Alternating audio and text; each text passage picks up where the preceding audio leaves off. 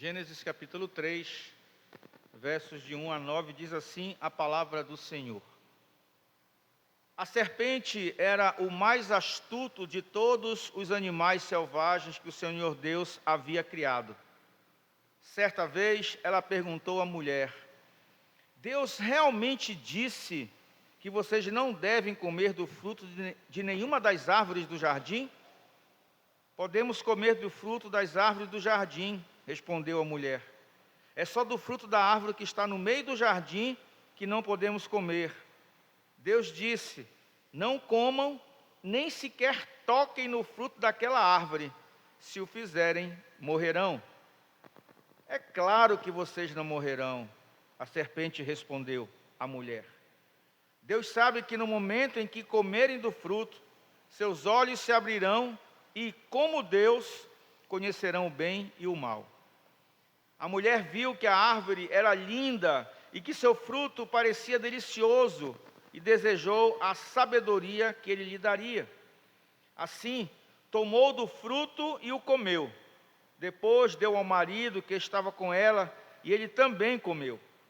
Naquele momento, seus olhos se abriram e eles perceberam que estavam nus. Por isso, costuraram folhas de figueira uma às outras para se cobrirem. Quando soprava a brisa do entardecer, o homem e sua mulher ouviram o Senhor Deus caminhando pelo jardim e se esconderam dele entre as árvores. Então o Senhor Deus chamou o homem e perguntou: onde você está? Até aqui a palavra do Senhor. Amém. Irmã Raquel, vamos fazer uma oração de gratidão pela palavra e que pedindo que o Senhor nos oriente e nos ensine nessa noite.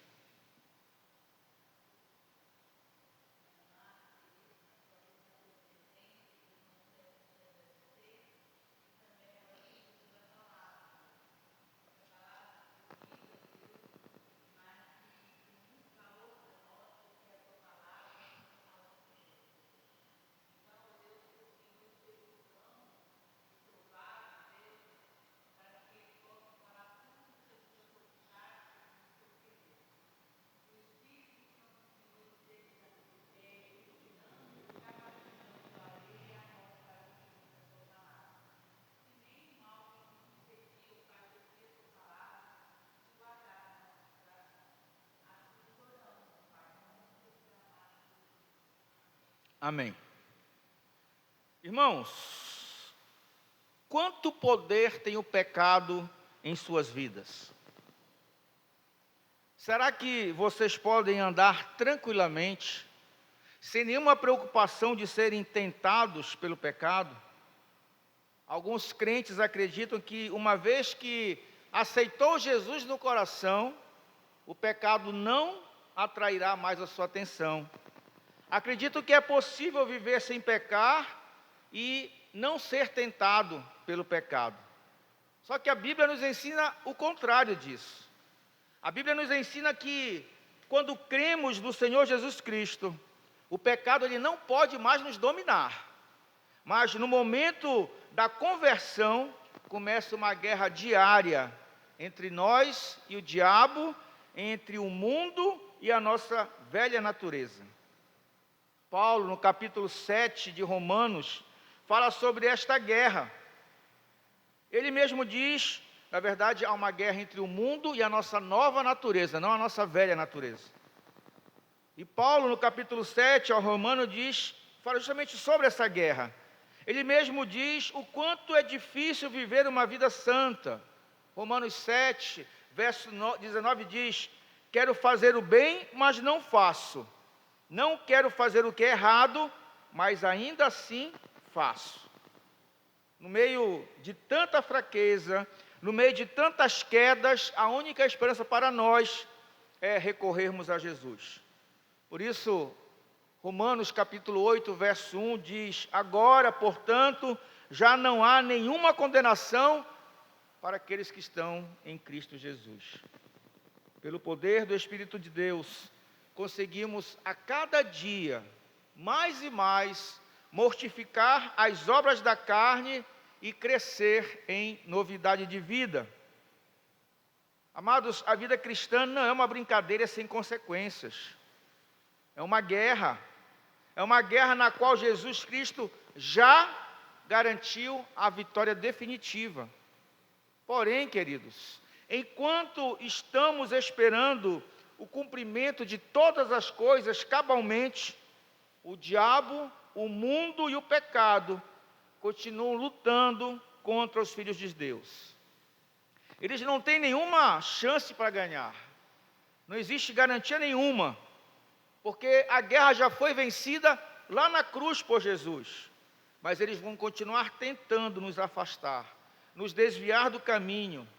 E isso vai acontecer até o dia quando Jesus Cristo vai jogar o diabo no lago de fogo e enxofre por toda a eternidade. A vida cristã é uma luta dura, irmãos. E numa luta, numa guerra, nós nunca devemos desdenhar do nosso inimigo, porque isso é muito perigoso. Se nós desconsideramos o nosso inimigo, nós não nos preparamos para enfrentá-lo como deveríamos, contra os seus ataques. E se nós não nos preparamos, nós nos tornamos presas fáceis e acabamos sendo derrotados facilmente, vencidos. Mas quando nós abrimos a Bíblia em Gênesis 3, nós vamos ver que o poder do pecado não é brincadeira. O pecado tem um poder tão forte que ele tentou e fez cair duas criaturas perfeitas que Deus criou. Duas criaturas sem pecados. Nós vamos ver que há muito ensino nesse capítulo 3 de Gênesis. Mas hoje eu quero chamar a atenção de vocês, especialmente para como a queda nos ensina sobre o poder do pecado. É interessante que quando um general de exército vai a uma guerra e quer vencer o inimigo, o que ele faz? Primeiro ele estuda outras batalhas que aquele inimigo também já travou, e ele vai então perceber quais são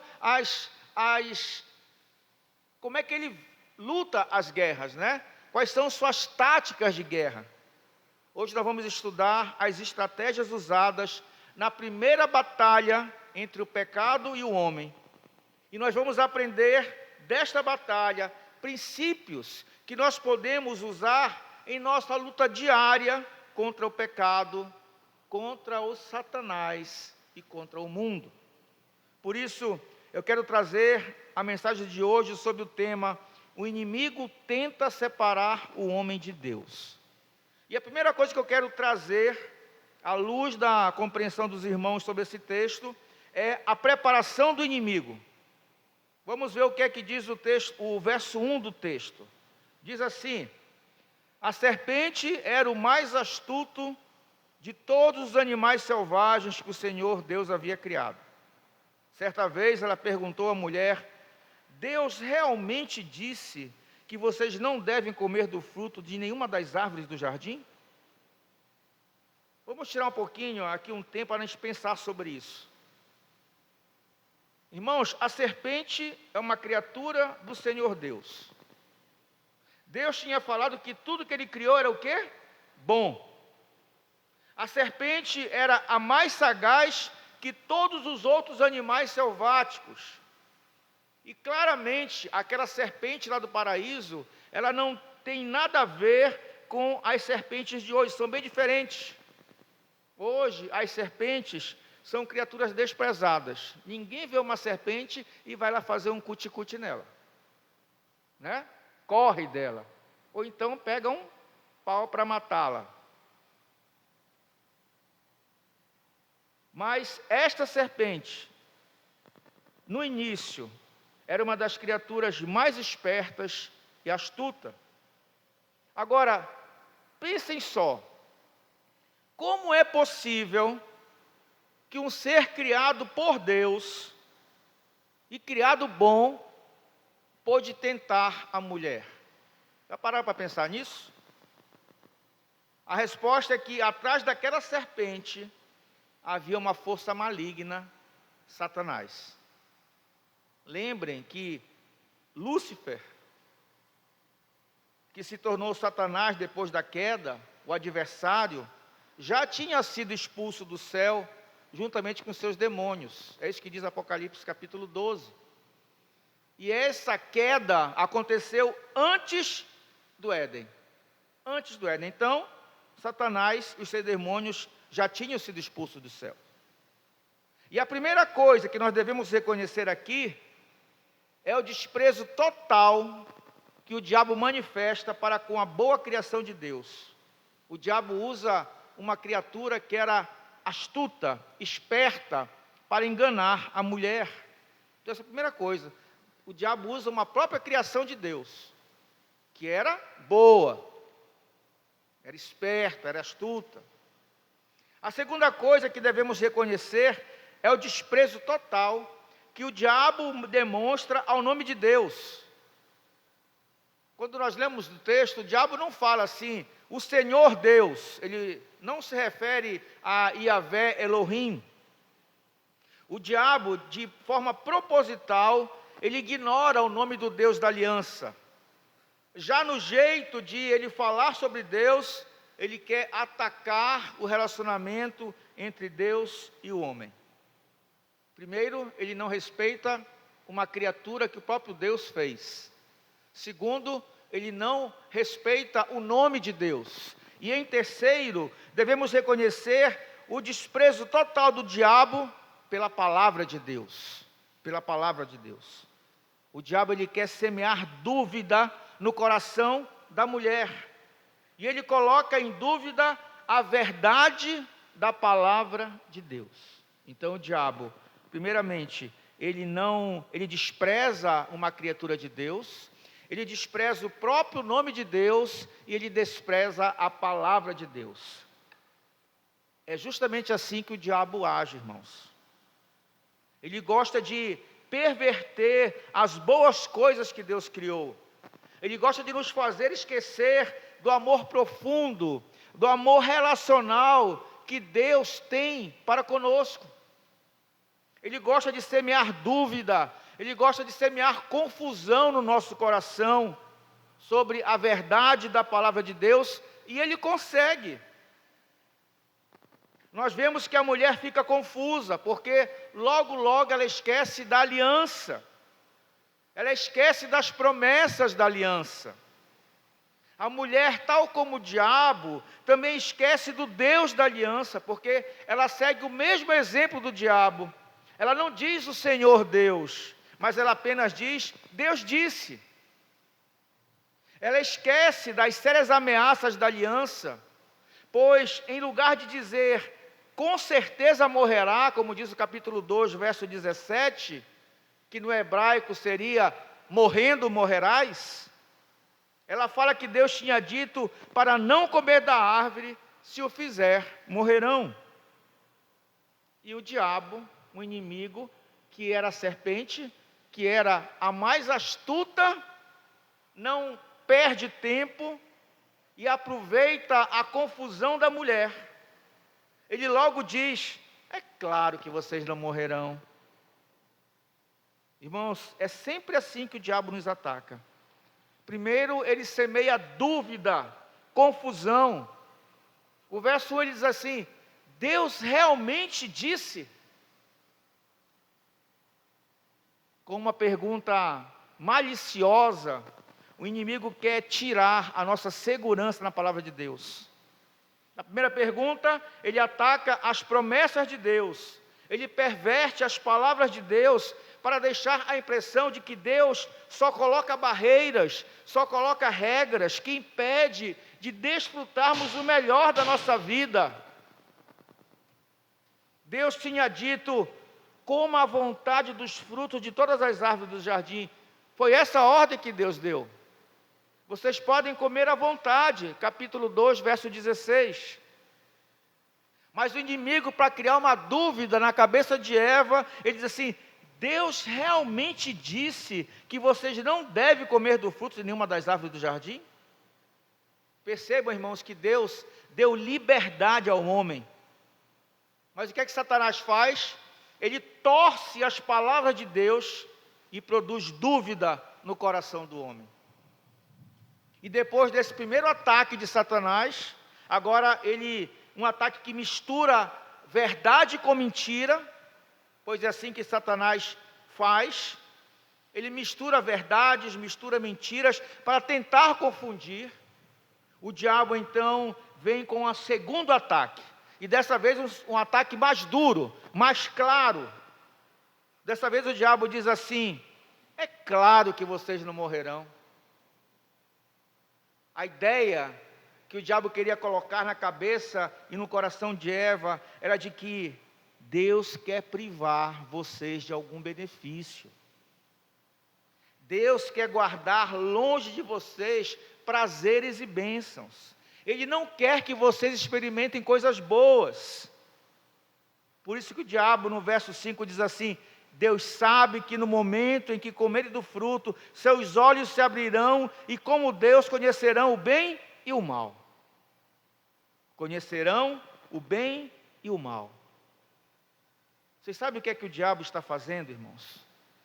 Ele está seduzindo a mulher com perguntas e afirmações que criam dúvidas no coração dela. É como se ele estivesse dizendo assim para Eva: você acha que você deve viver sempre debaixo da vontade de Deus? Você acha que Deus tem que decidir os limites para você? Claro que não. Você pode decidir. Você deve conhecer o bem e o mal. Você tem que definir os seus limites. Você tem que aprender a ser feliz. E ser feliz para você é fazer o que você quiser. Satanás, o diabo, o inimigo de nossas almas, quer nos enganar, para que nós possamos pensar que nós podemos ter independência, que nós podemos viver independente da presença de Deus. Irmãos, todo pecado, ele começa com o desprezo pela palavra de Deus. Todo pecado tem suas raízes nos desprezos das bênçãos e da vida que Deus prometeu quando obedecemos. Todo pecado tem suas raízes no desprezo das ameaças e castigos que Deus prometeu quando desobedecemos. Todo pecado começa com desprezo da palavra de Deus. Todo pecado é um ato de crer na palavra do diabo. E o diabo, a Bíblia diz que é o pai da mentira. Quando você peca, você está dizendo que não acredita na palavra de Deus, que é o seu pai que está nos céus, mas que você acredita na palavra do pai da mentira. Quando você peca, você está dizendo: Deus prometeu que a obediência traz a vida, e você diz: não acredito.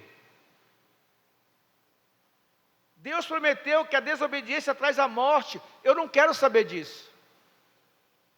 É isso que nós dizemos quando nós pecamos. Quando nos inclinamos para o pecado, nós estamos colocando a nossa fé na palavra do diabo. Nós estamos acreditando na mentira que nós temos condições para decidirmos o que é melhor para nós, o que é bom e o que é mal para nós. Primeiro ponto, como o inimigo ataca, né? Esse foi o primeiro ponto que nós vimos. O ataque do inimigo. O segundo ponto da mensagem é a queda do homem. E no momento em que deixamos de confiar na palavra de Deus, com certeza nós não podemos ficar de pé. Irmãos, quando nós deixamos de confiar na palavra de Deus, a queda, o pecado é uma consequência inevitável. Inevitável. É exatamente isso que acontece. A mulher dá ouvidos à palavra do diabo. Ela aceita as palavras dele e começa a considerar, a refletir nas palavras do inimigo. Qual seria a resposta certa que Eva teria que dar para o inimigo? Te afasta de mim, Satanás. Como você se atreve a contrariar o Senhor Deus? Essa seria a resposta de Eva para o diabo. Mas não. O que é que Eva faz? Eva para escutar as palavras do inimigo e fica considerando, fica pensando, será que é verdade? Fica dando validade à mentira. E quando Eva faz isso, ela abre um lugar em seu coração para duvidar da palavra de Deus. E a consequência disso é o quê? A queda, irmãos. É a queda. Pois Eva começa a observar, e agora já não passa e apenas ela vê a árvore, mas ela para e olha para a árvore, e a árvore começa a observar aquela árvore que Deus proibiu, e a mulher viu que a árvore era linda. Ela já começa a ver que a árvore é linda, que seu fruto era delicioso, e que ela podia lhe dar sabedoria. E como eu sempre digo, os irmãos sabem disso, o pecado sempre se apresenta bonito aos olhos, gostoso ao paladar e satisfaz os nossos desejos. Irmãos, não devemos nos enganar. O pecado é muito atraente. Adão e Eva eram criaturas sem pecado, perfeitos, mas ainda assim caíram. Agora imaginem, se o pecado teve o poder, ou tinha o poder de tentar e fazer cair um homem perfeito, quanto mais nós, que lutamos diariamente contra a nossa velha natureza. Imagine nós. Não pense que nessa vida você pode chegar ao ponto de não ser tentado pelo pecado. Ao contrário, irmãos. Quanto mais nós buscarmos santidade, quanto mais perto de Deus nós busquemos estar, mais fortes serão as tentações e os ataques do diabo. E por que é assim, pastor? Fecha essa porta. Fecha essa porta.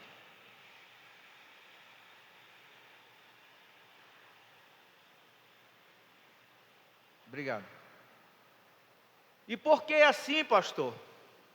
Porque o diabo não vai gastar tempo atentando e seduzindo pessoas que já estão caídas, pessoas que já fazem a vontade dele. O diabo não vai atentar e perseguir aqueles que já roubam, que já matam, que já mentem, que já fofocam, que já adulteram. Não vai perturbar os imorais, os zombadores, os que desprezam o Senhor. Ele até gosta daqueles que são ateus, ou daqueles que vivem uma vida mais ou menos moral. Mas o diabo não gasta tempo procurando a queda daqueles que já estão caídos, que já estão mortos em seus delitos e pecados. O diabo vai tentar derrubar aqueles que estão em Cristo. Esse é o alvo do inimigo. Aqueles que estão em Cristo, que não fazem a sua vontade. A carta de Tiago, capítulo 1, versos 14 e 15, nos ensina como funciona a tentação e o pecador.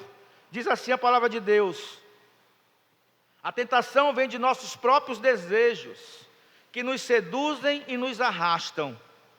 Esses desejos dão à luz o pecado, e quando o pecado se desenvolve plenamente, gera a morte. É exatamente desta forma que Eva cai. Uma vez que ela deixou de buscar a segurança na palavra de Deus, na palavra do Senhor, ela cai facilmente. Cai facilmente. Ela deveria ter fugido daquele lugar. Mas em vez disso, ela fica olhando a tentação. Ela para olhar a tentação, alimentando a cobiça. Irmãos, a cobiça é porta para o pecado. A cobiça é porta para a queda. Tiago, que acabamos de ler, diz que dá à luz o pecado. Ela tomou o fruto, comeu e deu ao marido, e ele comeu. E, literalmente, no hebraico, diz assim: ela tomou do fruto e comeu, e deu também ao marido com ela. Isso quer dizer que Adão não era inocente. Ele estava lá. Ele viu toda a armadilha preparada pelo diabo. Adão tinha a última chance para exercer seu papel como cabeça daquela família, daquele casamento. Ele poderia ter rejeitado este fruto, poderia ter dito: não, Eva, não coma, e não comer também, mas infelizmente, grande parte da culpa da queda é do homem, que não assumiu a sua responsabilidade como cabeça do seu casamento. Terceiro ponto da mensagem é a confrontação com o Senhor Deus. A primeira consequência do pecado, irmãos, é uma barreira imensa que se coloca entre nós e Deus. O pecado é uma barreira entre nós, homens, e Deus. Em outras palavras, a primeira consequência do pecado é que a aliança é quebrada. O nosso relacionamento pessoal e profundo com o Senhor Deus é rompido. E é interessante nós entendermos essa palavra rompido, porque ela significa algo de forma radical, de forma brusca. Quando você está de repente puxando um carro a reboque com um cabo de aço, e esse cabo quebra, ele rompe, é algo radical, é algo brusco. É isso que o pecado faz com a relação do homem com Deus. Rompe de forma radical e brusca. E Adão e Eva entendem logo isso. O verso 7 diz que seus olhos se abriram. Quer dizer que pela primeira vez eles entenderam a terrível verdade sobre as consequências dos seus atos. Eles perderam a pureza. Agora, eles perceberam que eles estavam nus. Agora, eles sentem vergonha. Mas essa vergonha não é um do outro. A vergonha é do pecado que eles cometeram. Antes, eles viviam dentro da proteção do relacionamento com Deus. Eles viviam pureza, santidade. E isso cobria a sua nudez, a sua vergonha. Mas agora eles jogam fora o relacionamento com Deus. Abriram mão da pureza, da santidade. E o que é que resta para eles agora? Um olha para o outro e tem a visão vergonhosa de duas criaturas miseráveis, pecadoras, tentando se esconder de Deus. Querendo se esconder de Deus. Será que não é sempre assim que acontece, irmãos? O pecado parece tão atrativo, mas uma vez que nós caímos, o pecado nos deixa o quê? Envergonhados. Envergonhados. Nos deixa com sabor amargo na boca. Aquilo que era gostoso, agora é amargo.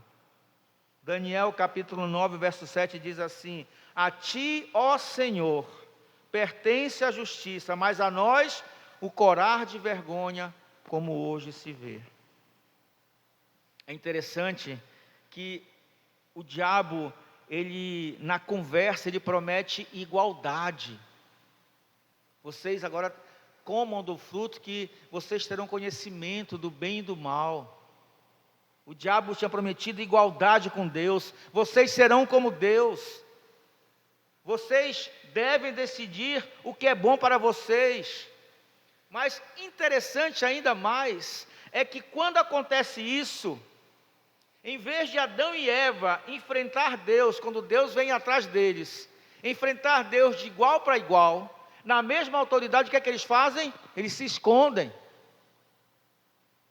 Mas o diabo não disse que ele ia ser igual a Deus. Por que eles se escondem? É porque eles não se sentem iguais a Deus. Ao contrário, eles se sentem aterrorizados perante Deus. Aterrorizados. O que é que sobra? O gosto amargo do pecado. Meus irmãos, quantas vezes isso já aconteceu em sua vida?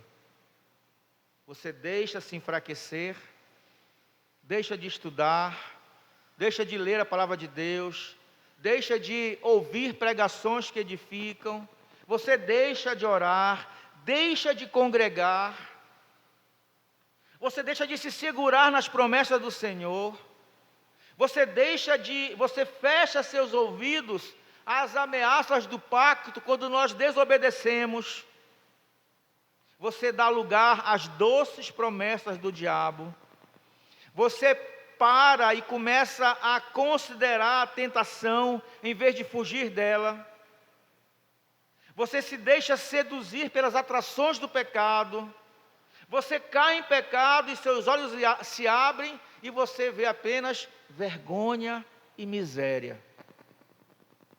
E além de tudo isso, você tenta de uma forma patética, de uma forma inútil, cobrir sua culpa através do seu esforço próprio.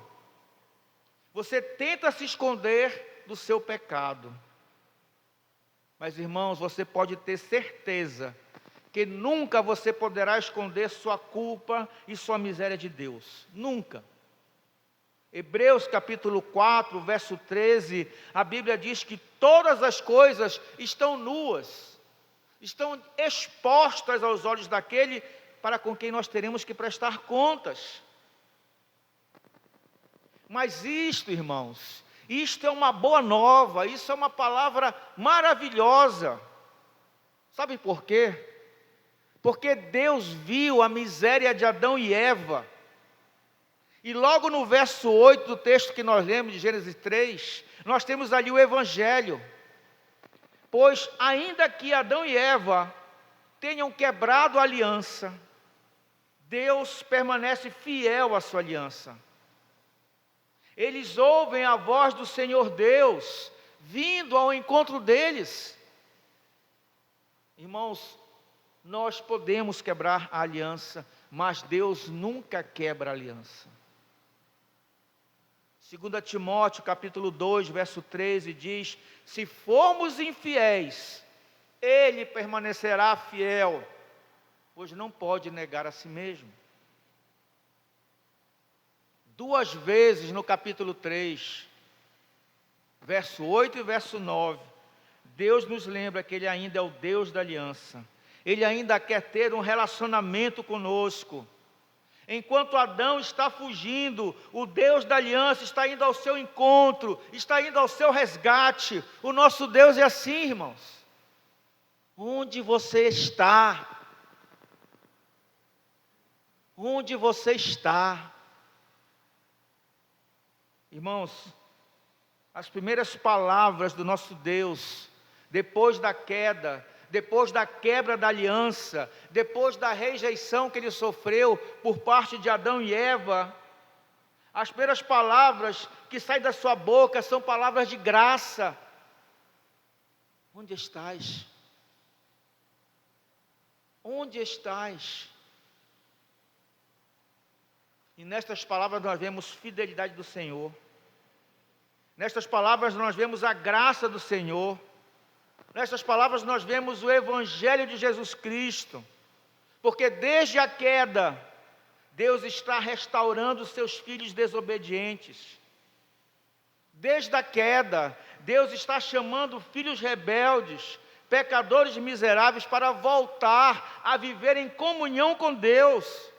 Não através das suas obras, não através do esforço humano, mas por meio do sangue de Jesus Cristo.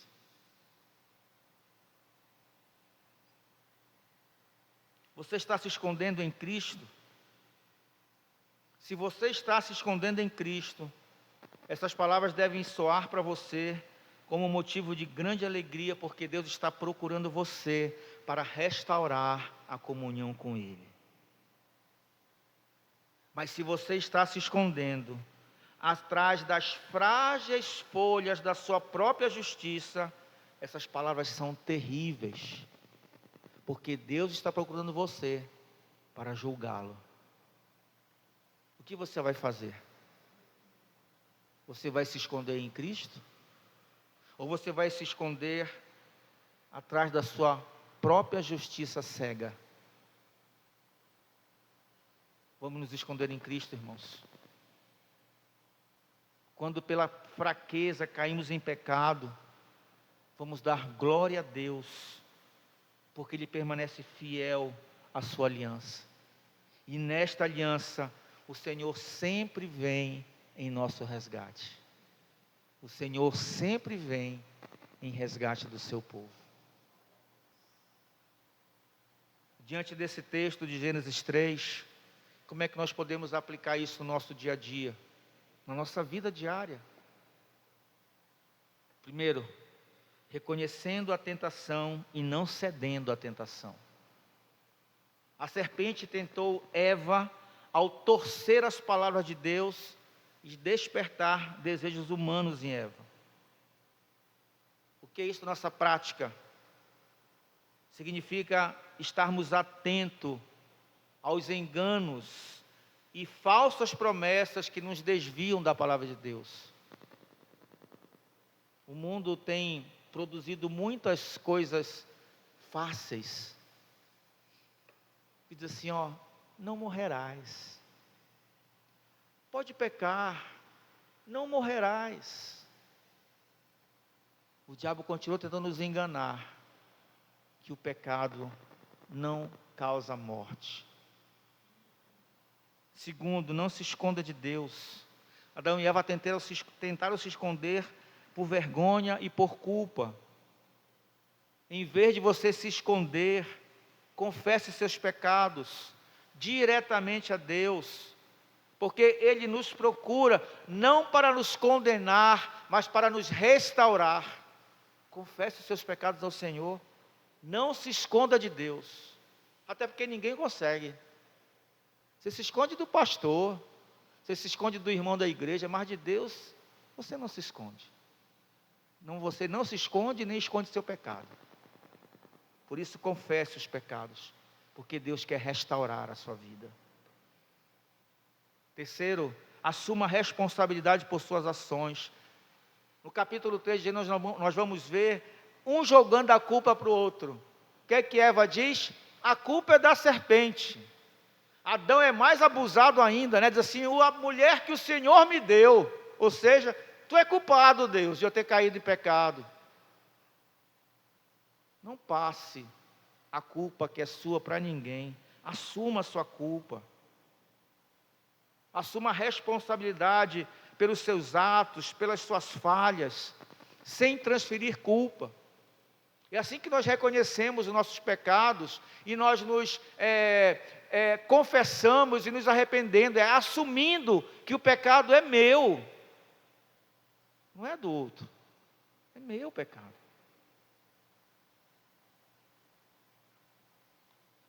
Quarta forma de nós vivermos isso no dia a dia, buscar a comunhão com Deus.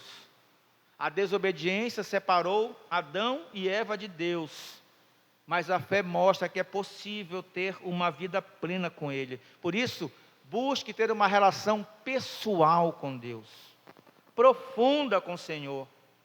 Como é que eu faço isso? Ouvindo a sua voz. Como é que eu ouço a voz de Deus? Ficando em silêncio? Não.